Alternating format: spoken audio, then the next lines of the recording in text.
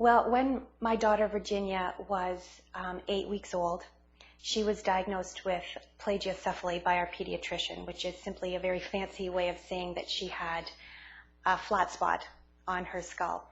And indeed, it was very flat. In fact, when you looked at her head from above, the one side of her head was shifted forward quite a lot, that the shape of her skull actually looked more like a football than a spherical ball.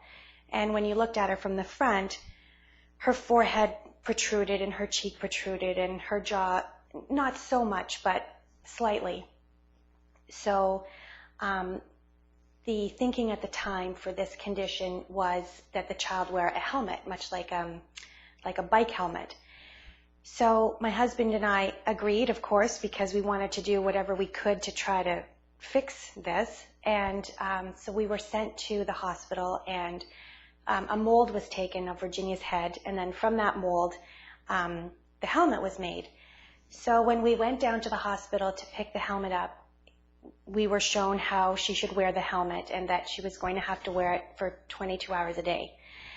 And I remember feeling really depressed by that here my little angel was going to have to wear this helmet for 22 hours a day, and I quickly put together that meant she was going to have to sleep in it, and because she was still so little and I was nursing her, I was going to have to find a way to nurse her in this helmet. And it was also in the summer, so when you're nursing your baby and you're close to each other, she was getting really hot and she would sweat under the helmet. But anyway, find a way we did, and incrementally we got her used to the helmet. And the second night that she wore the helmet all night, that morning I took the helmet off and discovered to my horror that she had this huge welt on her forehead, right at the spot where the forehead was protruding. And it was bright, bright pink and about the size of a loonie. And I called my pediatrician right away, and he said, "You must remove the helmet right away. The helmet's not to go back on until that's 100% healed, because we don't want the skin to break, because then we've got a bigger problem." So the healing of that spot took about 6 weeks. It was a long healing process. And of course, by the time she was healed, she's of course still so little and growing so rapidly, now the helmet didn't fit her anymore. So back to the hospital we go.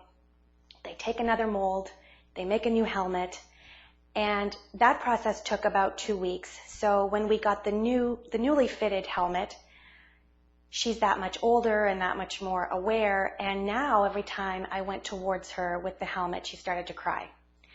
And she would cry, and then I would cry, and the whole thing just felt very desperate to me. And I remember feeling so frustrated, thinking, there's got to be something else. There's got to be another way. It just felt so wrong to me that somehow her head was being forced. And I suppose that was kind of the thinking that, as the child's head grew, it really would have no choice but to take on the shape of the helmet and thus make it spherical. Even so, even though my brain understood that, my heart just, I was devastated. So we got her used to it again. And shortly after that incident of, the refitting, I had an appointment with my naturopathic doctor. And I was in the waiting room, and as I was waiting, and I had Virginia with me, the other doctor came out into the waiting room and saw me, and she said, "Oh, Christine, you've had the baby." And she kneeled down to peek inside to look at Virginia in the car seat. And she looked in, and she looked back at me, and she sort of was taken aback, and she said, "What is that?" And of course, she's referring to the helmet. And so I explained to her the whole story, and she looked at me with such conviction, and she said, "That child does not need a helmet. That child needs Kim Clark." And I said, "Okay, who's Kim Clark?" And it was in that moment that, this incredible journey of matrix repatterning begun. And so I made a first appointment for Virginia with Kim, and she took the case history of my pregnancy and the delivery and her life in those first 4 months. And I remember looking at her and saying, "Do you think you can help?" And she said, "I think that I can." And I remember in that moment, and I think it's something I'll remember forever, feeling such immense relief and joy and gratitude.